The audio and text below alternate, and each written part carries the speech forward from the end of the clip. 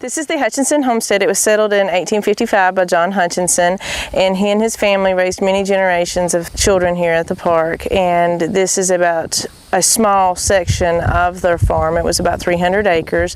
It was a self-sustaining farm.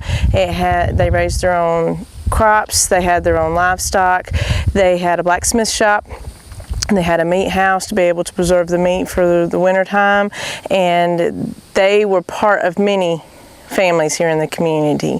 We have over 60 home sites in the park that represents different families, and we have churches and schools and post offices that was in the community here at Stone Mountain. So when you visit the park, the hidden gem is the history of the park, because of so many of the families that lived here and they depended upon each other. John Eli Hutchinson, which was John's youngest son, he actually was a blacksmith, so folks in the community would travel here to the homestead to get him to do any of their smithing needs that they needed. And then we have another family at the front gate, which was the Royals and the Spicers, and there was a lady named Tennessee Spicer, and she was a midwife, and she delivered most of the babies that were born here in the Stone Mountain community. We also have other families. We have an African family that lived here in the park, and they actually had their own printing press and published their own newspaper in the 1800s. That was Solomon Campbell. And so there's just so much hidden history here in the park that when you come to visit the park, you just get a glimpse of it by looking at the homestead.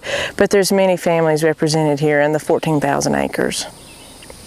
Besides the Stone Mountain itself, we have a 200-foot waterfall called the Stone Mountain Falls, which is also referred to as Beauty Falls, and it's a short hike to it. It's a half-a-mile hike to the top of the waterfall. We also have Widow's Creek Falls, which is also a local summer getaway for most of the folks here. They like to come down and cool off in the creek. We have 18 miles of trout stream in the park for the anglers that want to get out and try to catch that large trout. We have just tons of local flora and fauna here to come out and try to discover.